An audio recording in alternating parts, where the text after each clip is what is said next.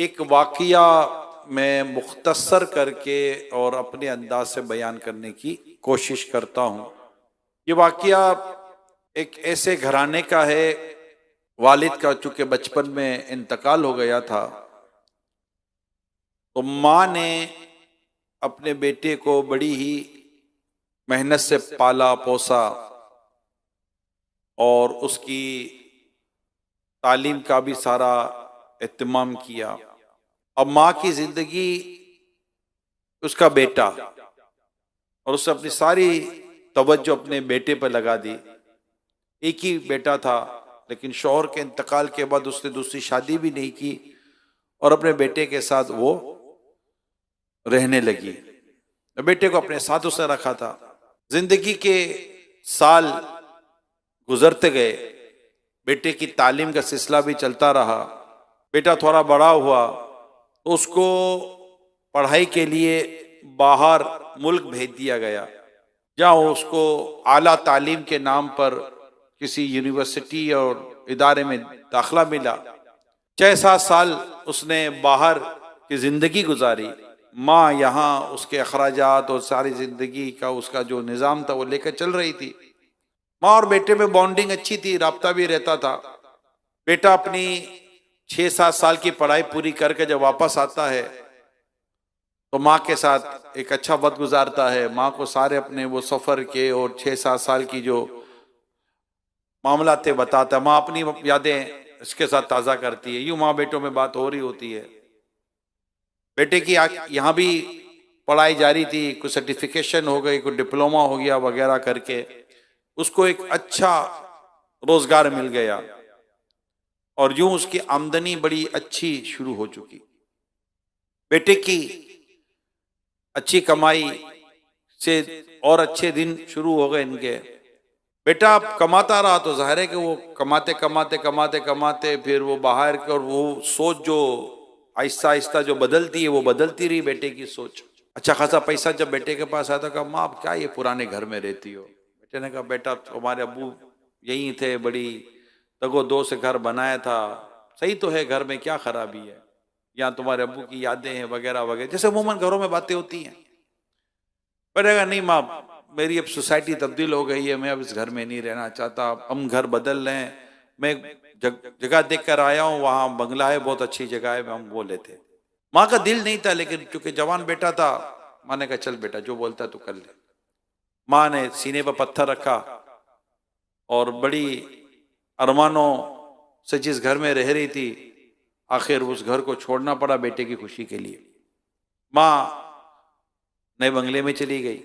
अब वहां की जिंदगी का अपना अंदाज था।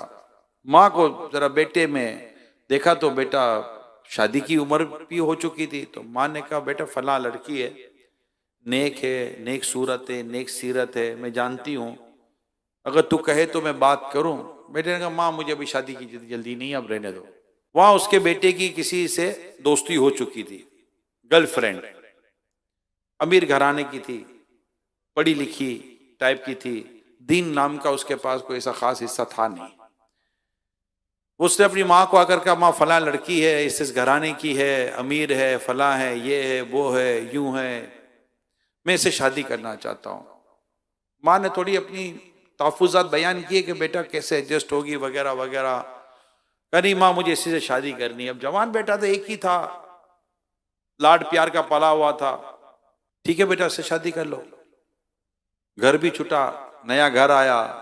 माँ जिससे शादी कराना चाहती थी उसकी जगह वो अपनी पसंद की शादी करके ले आया। आहिस्ता आहिस्ता दिन गुजरते गए, मगर वो जिससे शादी करके लाए तो वो कोई दीनदार नहीं थी और उसके अखलाक भी नहीं थे। देखो ना, अखलाक भी नहीं थे। अब वो आहिस्ता आहिस्ता आहिस्ता आहिस्ता उसका रंग नजर आना शुरू हुआ। माँ को उसकी वैसे ही लिफ्ट नहीं कराती थी। बड़े घराने की लड़की थी, नाज अंदाज नखरे कुछ और ही तरह के थे। बड़े घराने की हर लड़की बुरी नहीं होती, मगर बाज के अखलाक, चाहे बड़ा हो या बड़े घराने छोटे, अखलाक खराब हो और किरदार में बदतमीजी हो ना तो बड़ी मुसीबत हो जाती है। तो ये लड़की कुछ इसी तरह की थी। आखिरकार माँ से इसकी नहीं बनी और इसने अपने शोहर के सामने दो बातें रख दी, या तो मेरे साथ रहो या अपनी माँ के साथ रहो। अब वो परेशान के यार में माँ तो कैसे होगा, लेकिन अब उसका दिमाग तो चेंज हो चुका था।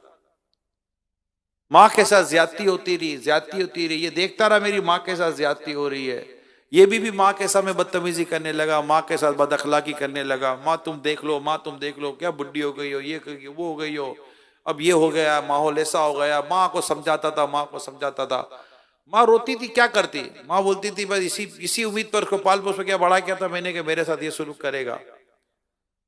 आखिरकार बीवी ने फाइनल स्टेज लिया, वो कहा या तो इस घर में तुम्हारी माँ रहेगी या मैं रहूंगी। बदबख्त बेटा माँ को जाकर कहता है माँ इस घर में अब तुम्हारे लिए तो कोई जगह नहीं है, तुम मेरे घर से बाहर निकलो। माँ ने बड़ी मिन्नत समाजत की, बेटा इस तरह इस तरह इस तरह, तो छोटा था, इतना पाल पोस के बड़ा किया, इसलिए बड़ा किया। अब बेटा सुनने को तैयार नहीं था, उसके दिमाग में ही कुछ और ही चल रहा था। उसने अपनी बीवी के कहने पर अपनी माँ को अपने घर से निकाल दिया। माँ इतना सा सामान लेकर घर के बाहर निकलती है और मुड़ कर अपने घर को देखती है कि क्या जिंदगी कहां से कहां लेकर बेटे को आई और आज बेटे ने मुझे घर से बाहर निकाल दिया। माँ मुंह घर की तरफ करके कहती है बेटा मैं तेरी माँ हूं, मैंने कभी तेरी बीवी के साथ बुरा नहीं किया, कभी तेरे साथ बुरा नहीं किया, मगर बेटा जो तूने किया ना वो अच्छा नहीं किया, मगर मैं तेरी माँ हूं, मैं फिर भी बेटा तुझे माफ करती हूँ। माँ माफ करती हुई चली गई। माँ को सदमा पड़ा था, वो मुर्ग गया ही नहीं कि माँ कहाँ गई, किधर गई, किस दुनिया में चली गई। माँ निकल गई। अब ये अपनी घरेलू जिंदगी में बिजी हो गया और चलती रही जिंदगी। लेकिन ऐसी जिंदगी ज्यादा चलती नहीं है जिसमें माँ बाप की खुशियां ना हो ना, और जिसमें माँ बाप के दुख हो, जिसमें माँ बाप का गम हो, जिसमें माँ बाप को झुटलाया गया हो, माँ बाप को दुख दिया गया हो, वो जिंदगी खुशियों के साथ ज्यादा चलती नहीं है। कुछ अरसे के बाद इस शख्स को एक ऐसी बीमारी लग गई कि लमान वाला फीस। अब उस बीमारी के आलम में वो घुलता चला गया, घुलता चला गया। ऐसी बीमारी अजीब गरीब लग गई कि इसकी बीवी को भी इससे घिन आने लगी। ना बीवी इसको देखती, कोई देखने वाला था नहीं, उसको उसकी माँ याद आ रही थी। अगर आज मेरी माँ होती मेरे पास तो मुझे मेरा ख्याल रखती। बीवी दूर रहने लगी।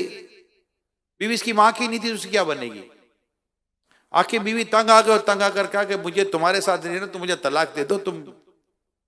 इसने मजबूर होकर अपनी बीवी को भी तलाक दिया, बीवी इसको छोड़कर भी चली गई। अब ये घर में अकेला, उसको माँ याद आए। अब ये रोए, बस इसका काम सिर्फ रोना था कि हाय मेरी माँ, हाय मेरी माँ, मेरी माँ ने मुझे पाला पोसा बड़ा किया, दुनिया भर के काम किए, ना अपनी खुशी देखी ना अपनी जिंदगी देखी, पता नहीं क्या क्या कर कर कर कर कर के मेरी माँ ने मुझे यहां तक पहुंचाया। मैं बदबख्त, मैं कमीना, मैं जलील कि मैंने अपनी माँ को मेरी बीवी के कहने पर घर से निकाल दिया। उसको सब याद आ रहा था मेरी माँ का कसूर क्या था, कुछ भी तो नहीं था। अब ये बीमार परेशान अपनी माँ को ढूंढने निकला, माँ का मिले। ढूंढते ढूंढते ढूंढते तो पता नहीं किसी एक जगह पर पहुंचा कि वहां जाकर कुछ मतलब कि कुछ अल्लाह की इबादत कर ले, अल्लाह के हुजूर माफी मांग ले। तो वहां जाकर क्या देखते हैं कि कुछ लोग बाहर बैठे हुए थे, भीख मांग रहे थे। उससे देखा उसमें एक औरत बैठी हुई थी जिसके हाथ में एक प्याला था, सर पर चादर डली हुई थी। उसे करीब जाकर देखा तो देखा ये तो मेरी माँ है। ये मैंने क्या कर दिया, मैंने अपनी माँ को भीख मांगने पर मजबूर कर दिया। तभी तो मेरी यह हालत है, तभी तो मैं यहां पहुंचा हूं। अब वो जनाब माँ के जो कदमों में गिरा, माँ मुझे माफ कर दे, माँ मुझे माफ कर। वो रोए रहा है, पीठ दरा दर रोए रहा है, रोए रहा है, रोए रहा है, रो ही रहा है, माँ मुझे माफ कर दे, मैंने तेरे साथ बड़ा जुल्म किया, मैंने तेरे साथ बड़ी ज्यादती की। माँ क्या कहे। माँ उसको देखती रही। उसने कहा माँ मेरे साथ घर चल। माँ दिल तो नहीं था, लेकिन माँ दिल पर पत्थर रख के फिर घर चली गई। जाके देखा तो घर खाली था, वो तो और चली गई थी तलाक लेकर। घर पे लाया माँ को बिठाया और माँ के कदमों में बैठकर फूट फूट कर रोने लगा। माँ का दिल नरम परी गया। और इस नरम दिल के साथ माँ ने आखिर अपने बेटे के सर पर हाथ रखते हुए कहा, बेटा मैंने तो कल भी तुझे माफ कर दिया था, मैंने आज भी तुझे माफ कर दिया। माँ बाप, माँ बाप, माँ बाप। मेरे प्यारे इस्लामी भाइयों, अल्लाह पाक हम सबको माँ बाप का फरमाबरदार बनाए। इस तरह के इतने वाकया दुनिया में भरे हुए हैं कि हम भूल ही जाते हैं कि हमारे माँ बाप ने हमारी परवरिश कैसे की, हमें कितनी मुशक्कतों और कितनी मेहनतों के बाद पाल पोस के बड़ा किया। हमारी एक खांसी माँ बाप को परेशान करती थी, एक खांसी, एक खांसते थे ना तो माँ बाप क्या हो गया इसको जरा देखो। वो बूढ़े माँ बाप कमरे के अंदर खांस रहे होते हैं, इस जवान बच्चे को पता तक नहीं चलता कि मेरे माँ बाप खांस रहे हैं। हल्का सा टेम्परेचर होता है ना, माँ बाप परेशान हो जाते हो, डॉक्टर के पास लेकर भागते हैं। या माँ बाप बुखार में तप पड़े होते हैं, लेकिन ये मुड़ कर जाकर देखता नहीं कि मेरे माँ बाप का क्या हाल है। माँ बाप इतने अरमानों के साथ इसकी शादी करते हैं, कर्जा लेकर बाप शादी करवाता है। माँ अपने गहने बेचकर अपने बेटे की शादी करवाती है, गहने बेचकर अपनी बहू के लिए गहने बनाती है। मगर ये शादी के बाद अपने माँ बाप को ऐसा निकाल कर फेंकता है जैसे कि दूध में से मक्खी निकाल कर फेंक दी जाती है। ये घर में जब खाना लाता है, फ्रूट लाता है, तो इस तरह लाता है कि मेरे माँ बाप ना देख ले, मैं बच्चों के लिए लेकर आया हूं। अरे बदबख्त, जब नया फल आता था तो तेरे बाप को फल देकर तू ही तो याद आता था कि मैं अपने बेटे के लिए फल लेके जाऊंगा। और अगर दिन में फल लेना महंगा पड़ता था तो शाम को, रात को रेडी से फल लेता था कि सस्ते मिल जाएंगे, मैं अपने बेटे के लिए फल ले जाऊंगा। ये सारी कुर्बानियां माँ बाप की बच्चा भूल जाता है और अपने माँ बाप के साथ वो सुलूक करता है कि माँ बाप की बद्दुआ दिल से निकल जाती है। याद रखो मेरे प्यारे इस्लाम भाइयों, दुनिया में जिसने भी तरक्की की है ना, वो माँ बाप की दुआ से की है। जिसके साथ माँ बाप की दुआ नहीं होती ना, वो कभी तरक्की नहीं करते। अल्लाह पाक हमें माँ बाप के साथ हुस्ने सुलूक इख्तियार करने की तौफीक अता फरमाए और अपने माँ बाप के साथ अच्छा सुलूक करे, हमेशा अच्छा सुलूक करे। मैं आपको एक और वाकया सुनाता हूं। ये वाकया बड़ा अजीब व गरीब है, जिसका मैं वाकया सुनाने जा रहा हूं। मालो दौलत की तो कोई कमी नहीं थी और वो बड़ा खुशहाल, हर तरह से अच्छी जिंदगी गुजार रहा था। उसकी सारी औलाद की शादियां हो गई थी। बेटियां शादी के बाद ससुराल जाकर बस गईं, बेटे शादी के बाद बीवियों को साथ लेकर अलग अलग मकानों में रहने लगे। अब घर में सिर्फ बूढ़े माँ बाप थे और उनकी खिदमत के लिए एक ड्राइवर और एक नौकरानी घर में मौजूद थी। बच्चों का मामूल था कि छुट्टी के दिन ज्यादातर वक्त अपने वालिदैन के पास गुजारा करते थे। इस तरह बूढ़े वालिदैन का कोई तन्हाई में वक्त गुजर जाता था। इसके बाद बच्चे बोर कर पूछा नहीं करते थे। नवासे, नवासियों, पोता पोतियों को गाय बागाए कभी कभी देखने का मौका मिल जाता था। बच्चों के पास टाइम ही नहीं था कि माँ बाप के पास आकर कुछ देर वक्त गुजारें। बेटियों से शिकायत नहीं होती क्योंकि बेटियां ससुराल चली जाती हैं, उनकी जिंदगी का अंदाज अलग हो जाता है। बेटों का मामला जुदा होता है। चंद बरस गुजरे थे कि माँ का इंतकाल हो गया, बीवी का उसके इंतकाल हो गया। अब बाप घर में अकेला रह गया। इसने अपने बड़े बेटे को कहा कि बेटा मैं अकेला हूं, तुम्हारी माँ भी नहीं है, तुम लोग भी शादी के बाद अपनी बीवियों बच्चों के साथ अलग रह रहे हो, बेटियां मेरी अलग रह रही, अब मैं अकेला बुढ़ा आदमी घर में क्या करूं, घर काटता है मेरे को, मैं अब तुम्हारे साथ रहूंगा। बेटा बाप की ख्वाहिश पूरी करता हुआ घर ले आया। घर में कमरे की अच्छी तरह सफाई कराई और उसे अपने वालिद साहब को दे दिया, अबू आप यहां रहें। बाप की खिदमत करता रहा। जब भी ड्यूटी से आता वालिद साहब की खिदमत में हाजिर हो जाता, मगर यह काम भी ज्यादा देर चल ना सका और वही ससुर जो था वो खटकने लगा बीवी को उसकी। उसने कहा मैं क्या करूं, मैं तुम ऑफिस से आते हो तुम्हारा करूं, तुम्हारे बाप का करूं, तुम्हारे बच्चों का करूं, मैं क्या क्या करूं, किस किसी खिदमत करूं। लड़ाई कटपट कटपट कटपट लगी रहे। बीवी का मूड खराब, बीवी का मूड खराब। मुझे मेरा बाप है, जिंदगी में मुझे पाला पोसा बड़ा किया, मुझे यहां तक पहुंचाया, पढ़ाई लिखाई मेरी की है, तुम्हारे साथ शादी कराई है मेरे बाप ने, अभी ये मेरे वालिद साहब की खिदमत करने का मौका है, करने दो। बोला ये नहीं हो सकता, अब या तो घर में मेयर होंगे या तुम्हारा बाप रहेगा, भाई यही फैसला होता है। उसने काफी समझाया अपनी बीवी को, लेकिन बीवी मानने वाली नहीं थी। अब हुआ ये कि इसके घर की छत पर एक कमरा था, घर की छत पर एक कमरा था, जैसे अमूमन स्टोर रूम होता है ना, घर की छत पर लोग स्टोर रूम बना लेते हैं, घर की छत पर एक कमरा था। तो ये तय हुआ कि चलो कम से कम ये कि मैं अपने अब्बू को ऊपर छत वाले कमरे में तो रखने दो, स्टोर साफ करा देते हैं, अब्बू वहां रह जाएंगे। छत पर सफाई सुथराई का काम हुआ और अब्बू को ऊपर कैसे बोले कि अब्बू आप स्टोर रूम में रहोगे। अब उसने बनाया कि अब्बू ऊपर एक छत है, हवा आएगी, खुली फजा है, धूप आपको मिलेगी वगैरह वगैरह करके। अब क्या करे, ये बाप का ज़हन बनाना था। मगर ये बच्चे भूल जाते हैं कि ये तुम इनके बाप नहीं हो, ये तुम्हारे बाप है। ये जो बच्चे जो बेवकूफ समझते हैं ना माँ बाप को, ये खुद ही बेवकूफ होते हैं जो माँ बाप को बेवकूफ समझते हैं। इनको नहीं समझ आती कि माँ बाप को सब समझ में आ रही होती है। ये बच्चे माँ बाप को बनाने की कोशिश करते हैं। बच्चे माँ बाप को क्या बनाएंगे यार, तुम कैसे बना सकते हो माँ बाप को। जब तुम्हें बोलना नहीं आता था ना, तभी माँ बाप तुम्हारी बोली समझते थे। जब तुम्हें बोलना नहीं आता था ना, तभी तुम्हारे माँ बाप तुम्हारी बोली समझते थे। आज तुम बोल रहे हो तो माँ बाप समझेंगे नहीं कि तुम क्या बोल रहे हो, हैं? खैर बाप तो समझ तो गया था कि ये जो कुछ हो रहा है मेरे साथ क्या हो रहा है। खैर बाप मुंतकिल हो गया ऊपर। अब वो घर के निचले हिस्से में, बाप ऊपर छत पर। गाय बगाए नन्हे नन्हे पत्ते पोतियां जाते थे, फिर उनका जाना भी बंद हो गया, बेटे का जाना भी बंद हो गया। अब वो तन्हाई थी और स्टोर था। बेचारा बाप बहू के रहमो करम पर था, खाना जैसे तैसे मिल जाता था, जिस तरह का मिल जाता था। उसको वो गम खाया जा रहा था, अपने बच्चों की तालीम, तरबियत, शादियां, कुर्बानियां, कर्जे, जो कुछ मैंने किया। आज मुझे मेरा कोई बेटा पूछने वाला नहीं। एक बेटे के घर आया, उससे भी मेरे को नौकरों वाला ऊपर स्टोर रूम में डालकर बंद करके रख दिया। एक प्लास्टिक की प्लेट थी जिसमें अपने बाप, इसके बाप को खाना मिलता था, बस यही एक चीज थी।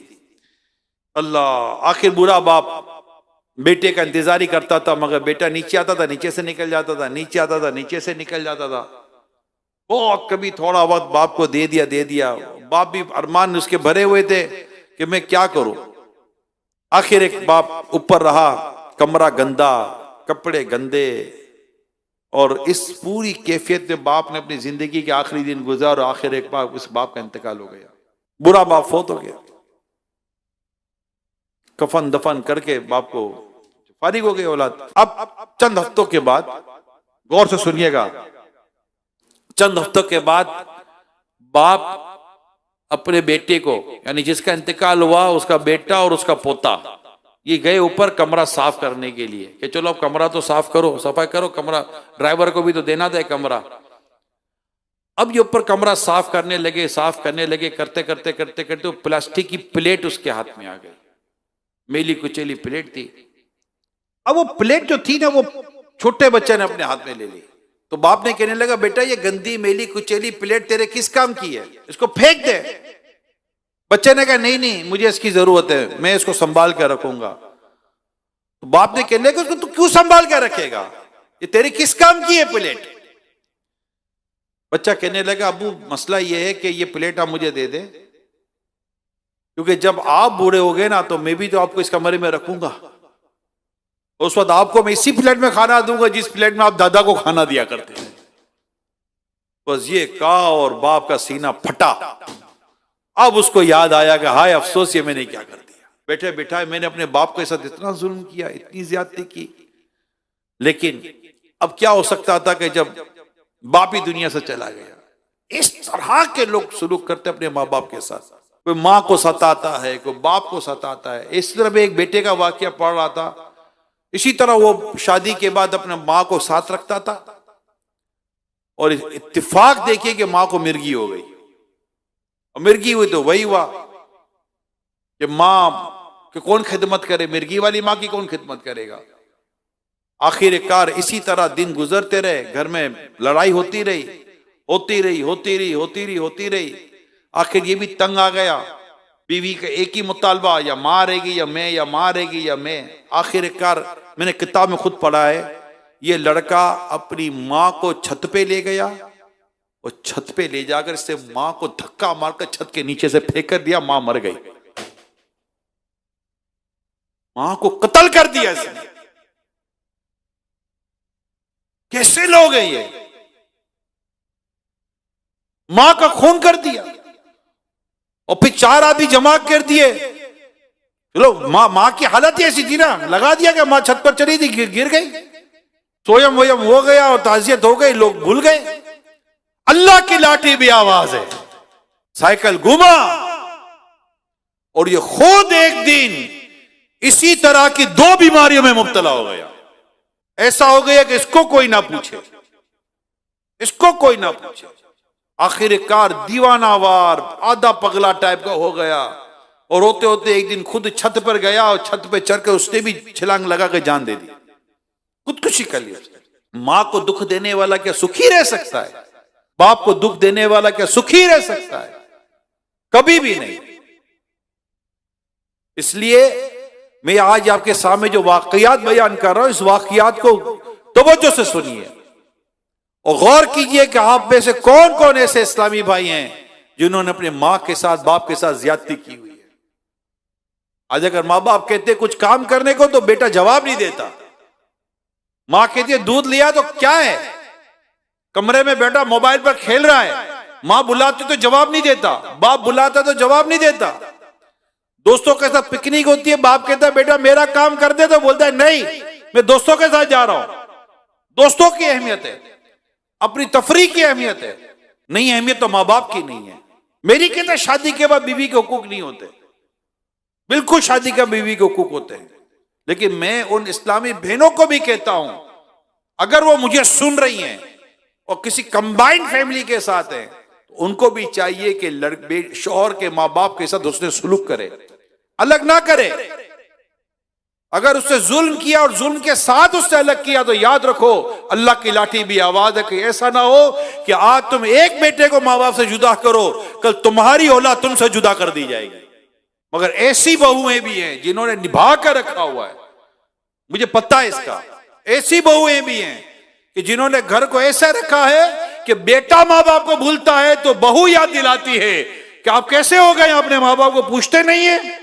इनको अल्लाह पाक अजर अजीम अता करता है, अजर अजीम अता फरमाएगा। अल्लाह ने चाहा तो इनकी औलाद इनकी खिदमत करेगी। जिन्होंने माँ बाप के साथ ज्यादती की ना वो कभी फलेंगे फूलेंगे नहीं, तो भाई और बर्बादी उनका मुकद्दर बन जाती है। और जो अपने माँ बाप के साथ उससे सुलूक करते हैं, अपने माँ बाप के साथ भलाई करते हैं, अल्लाह पाक उन्हें अजर अजीम अता फरमाता है, अल्लाह पाक उन्हें इनाम अता फरमाता है। एक बेटा, इसकी नौकरी चली गई, रिजाइन हो गया, कंपनी ने इसको मादत कर ली। मादत की तो बाद कंपनी में होता है, जब आपको कंपनी फारिग करती है तो आपको एक अमाउंट देती है जो इनका प्रोविडेंट फंड स्टाफ की जो भी होता है, तो अब उसको वो पैसे मिल गए। अब ये रास्ते पर घर पर आ रहा था, नौकरी तो चली गई, बोला ये पैसे ही हैं, अब इस पैसों से मैं मतलब कि कहीं इन्वेस्टमेंट करूंगा, जॉब करूंगा, मतलब अपना कारोबार शुरू करूंगा, जॉब तो मुझे क्या मिलेगी। अब उसको सारी प्लानिंग कर कर आ रहा था ना, सुनिएगा। अब जैसे ही घर आया, अब बोला माँ बाप को बताऊंगा। अब जैसे माँ बाप के पास आकर बैठा तो माँ बाप को कहने लगा अभी वो ये मुझे कंपनी से ये पैसे मिले, अभी नौकरी का बोलने वाला था कि मेरी नौकरी चली गई है, लेकिन इसने क्या कहा मुझे कंपनी से ये पेमेंट मिली है, ये इतने रुपए मिले हैं। तो माँ बाप ने कहा वाह बेटा हज का मौसम है, हमें हज करा दे। और बेटा माँ बाप को मुंह देख रहा है कि माँ बाप को हज करना है, और हज का महीना हज के दिन चल रहे थे।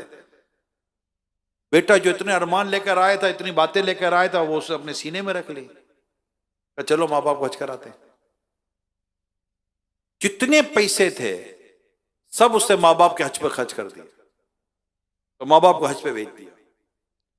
माँ बाप ने खूब दुआएं दी, खूब दुआएं दी, खूब दुआएं दी। अब ये माँ बाप तो चले गए हज पर, अब ये पीछे बैठ गया, अब तो थे ही कुछ पैसे नहीं, करे तो क्या करे, थोड़ा बहुत कैश भी तो देना होता ना माँ बाप को। माँ बाप हज कर कर मक्का मदीना देख कर दुआएं करके दुआएं करवा कर जब वापस आए, वह वापस आए तो माँ बाप खुश थे, बेटे को दुआएं दे रहे थे। बेटा भी खूब माँ बाप की खिदमत की थी उसने भी, फरमाबरदार बेटा था। अब बैठा करूं क्या? ऐसे में घंटी बजी फोन की, उसी कंपनी से फोन आया कि आप बोल रहे हैं? जी मैं बोल रहा हूं। असल में बात ये थी कि आपको जो पेमेंट दी गई थी ना, वो पेमेंट थोड़ी थी, बाकी आपकी बड़ी पेमेंट तो बाकी है, जरा आइए और अपनी पेमेंट ले जाइए। फिर वो गया कंपनी में, देखा तो उसको इतने सारे पैसे और मिल गए।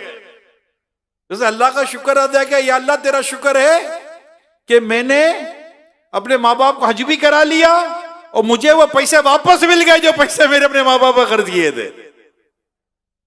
ये होती है माँ बाप की खिदमत।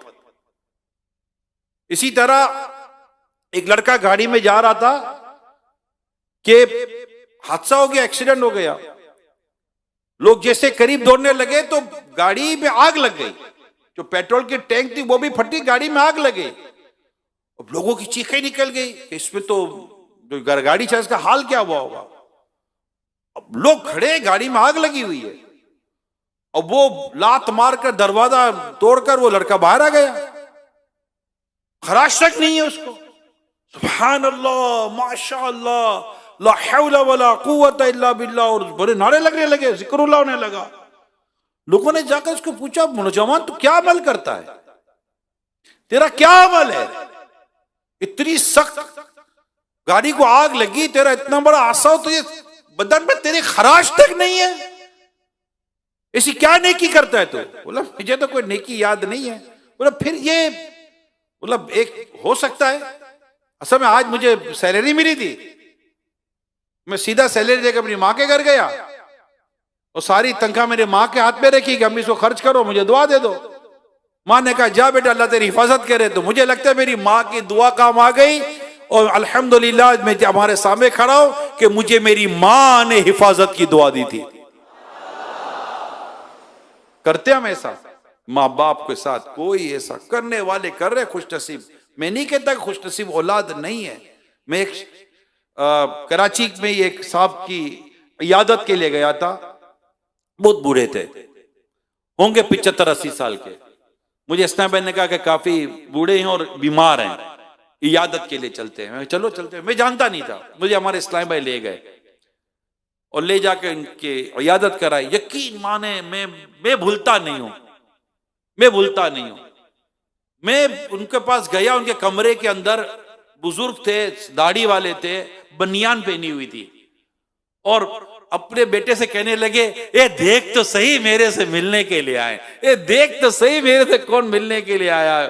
इतनी दुआएं दे रहे थे, इतनी दुआएं दे रहे थे। मैंने कहा या अल्लाह तेरा शुक्र है मैं यहाँ आ गया हूं, इतनी दुआएं दे रहे बुजुर्ग। अब सुनो, मुझे कहने लगे ये मेरा बेटा है, ये मेरा बेटा है, मुझे एक दुख नहीं होने देता, मुझे इतना संभाल कर रखा, मेरी इतनी देखभाल करता है। इमरान मेरी दुआ है, अल्लाह ने चाहा तो कभी जिंदगी में मेरे बेटे को कोई दुख नहीं होगा। मैं बोला इसके बेटे को ये दुआ पकड़ ले भाई, ये दुआ पकड़ ले, ये दुआ नसीब वालों को मिलती है कि माँ बाप ये दुआ दे दें कि मैं अपने बेटे से खुश हूं, मैं अपनी औलाद से खुश हूं।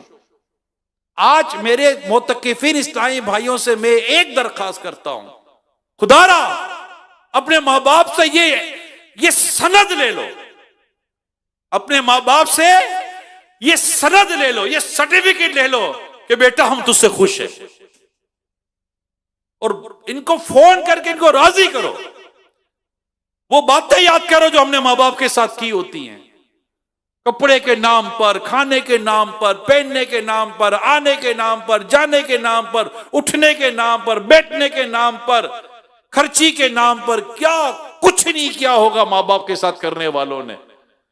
हत्ता कि यहां इजाजत देख पर भी लड़के आए होंगे कई लोग, हालांकि इसकी इजाजत नहीं है, लेकिन आज के दिन 25वां रोजा है। आज 25 रमजान को क्या ही अच्छा हो जाए कि मेरे तमाम मुत्तकीन इस्लामी भाई जिनके माँ बाप को अल्लाह पाक ने हयाती दी है, आज वो ये नियत करे कि हम इंशाअल्लाह ताला सोने से पहले पहले अपने माँ बाप को राजी करके सोएंगे। है कोई नियत करने वाला है? आप बोले मेरे माँ बाप नाराज नहीं है, नाराज ये फिर भी अगर फोन करके बात करोगे, अम्मी मैं बोल रहा हूं जी बेटा, वो मुझे आज से आपसे माफी मांगनी थी, मैंने उस दिन आपके साथ जो किया था ना, गलत किया था। अब्बू, मैं आपका बेटा बोल रहा हूं। जी बेटा। अब्बू, वो उस दिन मैंने बड़ी आपके साथ बदतमीजी की थी, मैं आपसे माफी मांगना चाहता हूं। वो बोलेंगे, अगर नाराज हो जाए तो उनको राजी करो, और अगर कहे कि बेटा कोई नहीं, हमने दिया, वाह बबू एक बार कह दो कि बेटा हमने तुझे माफ किया और हम तुझसे राजी है, कुछ ले लो माँ बाप से। अल्हम्दुलिल्लाह मुझे मेरे माँ बाप याद हैं। अल्लाह पाक मेरे माँ बाप, मेरे ना माँ है ना मेरा बाप है, मेरे दोनों नहीं है दुनिया से, दोनों चले गए। इससे पहले कि माँ बाप चले जाए ना, माँ बाप की कदर कर लो। ये जाने, ये वो है जो जाते तो वापस थोड़ी आते हैं, चले गए। अल्लाह पाक मेरे माँ बाप को गरी के रहमत करे। अल्लाह पाक इन्हें जन्नत में अपना जवान रहमत में जगह अता फरमाए। मुझे दावत इस्लामी की तरफ जब मेरे माँ बाप ने भेजा ना, मेरे वालिद साहब ने भेजा, मेरी माँ ने भी यही कहा कि बेटा जा। इनके बड़े खूबसूरत जुमले तो जो मेरे इस्लामी भाइयों ने सुने, खाली मैं नहीं कहता, मेरे इस्लामी भाई ने भी सुने। मेरे बाबा मुझे कहते थे, बेटा हमने तुझे हमारे हुकूक माफ किए ताकि क़यामत के दिन तुझे हमसे हमारे बारे में पूछा ना जाए, तू दावत इस्लामी का काम कर, हमने तुझे दावत इस्लामी को दे दिया। मगर इसका यह मतलब हरगिज़ नहीं होता कि माँ बाप ने अपने हुकूक माफ कर दिए तो बंदा माँ बाप को भूल के बैठ जाए, ये नहीं होता। ये माँ बाप का बड़ापन होता। माँ बाप राजी हो ना, यकीन माने, और कुछ नहीं। अमीर सुन्नत फरमाते, मेरी माँ आखिरी वक्त तक मुझसे राजी थी और रिजा की सनद देकर गई। अमीर सुन्नत फरमाते, मुझे इसका खुलासा है, हम भी ले ले अपने माँ बाप से रिजा की सनद। हम भी अपनी माँ को फोन करके राजी करें और कहेगा, अम्मी कह दो ना मुझसे खुश हो, अब्बू कह दो ना मुझसे खुश हो। है कोई नियत करने वाले हैं? नहीं है। माँ बाप को राजी करेंगे इंशाअल्लाह, माँ बाप को खुश करें। हजरत मूसा कलीमुल्लाह अला नबीना व अलैहिस्सलातु वस्सलाम एक बार अपने रब अज़्ज़ा व जल्ला के बारगाह में अर्ज करते हैं, या रब मुझे मेरा जन्नत का साथी दिखा दे। अल्लाह पाक ने फरमाया, फुला शहर में जाओ, वहां फुला कस्साब गोश्त फरोश तुम्हारे जन्नत का साथी है। चुनाचे सईदा मूसा अलैहिस्सलाम वहां उस शख्स के पास तशरीफ ले गए। ना वाकफियत के बावजूद मुसाफिर और मेहमान होने के नाते उसने आप अलैहिस्सलाम की दावत की। जब खाना खाने बैठे तो उसने एक बड़ा सा टोकरा अपने पास रख लिया, अंदर 2 निवाले डालता और एक निवाला खुद खाता। इतने में किसी ने दरवाजे पर दस्तक दी तो वो शख्स उठा, दरवाजे की तरफ गया तो सईदा मूसा अलैहिस्सलाम ने उस जंबील यानी टोकरे में देखा तो उसके अंदर 2 बड़ी उम्र के यानी ज़ईफ मर्द और औरत थे कि वो 2 निवाले बेटा वहां देता था, एक निवाला खुद खाता था। सईदा मूसा अलैहिस्सलाम पर जब उनकी नजर पड़ी इन 2 बूढ़े बूढ़ों की, तो उनके होठों में मुस्कुराहट आ गई। उन्होंने आप अलैहिस्सलाम की रिसालत की गवाही दी और उसी वक्त उनका इंतकाल हो गया। अब वो लड़का जब वापस आया बेटा, और जब उसने उस टोकरे में देखा तो वालिदैन तो इंतकाल कर चुके थे। बाप के वालिदैन के इंतकाल पर इस बेटे ने हजरत मूसा अलैहिस्सलाम की दस्तबोसी की और अर्ज की, आप अल्लाह के नबी हजरत मूसा अलैहिस्सलाम मुझे लगते हैं। मालूम होता है कि हजरत मूसा अलैहिस्सलाम है। फरमाया, तुम्हें कैसे अंदाजा हुआ? अर्ज की, मेरे माँ बाप रोजाना गिर गिरा कर दुआ क्या करते थे, या अल्लाह हमें हजरत मूसा अलैहिस्सलाम के जलवों में मौत नसीब करना। इन दोनों के इस तरह अचानक इंतकाल फरमाने से मैंने अंदाजा लगाया कि आप ही हजरत सईदा मूसा अलैहिस्सलाम होंगे। मजीद उस बेटे ने अर्ज की, मेरी माँ जब खाना खा लेती, अपने हाथों से खिलाता था ना अपने माँ बाप को, तो कहते हैं कि मेरी माँ जब खाना खा लेती तो खुश होकर मेरे लिए यूं दुआ क्या करती थी, या अल्लाह मेरे बेटे को जन्नत में हजरत मूसा अलैहिस्सलाम का साथी बनाना। सईदा मूसा अलैहिस्सलाम ने फरमाया, मुबारक हो, अल्लाह पाक ने तुमको मेरा जन्नत का साथी बनाया है। सल्लल्लाहु अलैहि हबीब सल्लल्लाहु अलैहि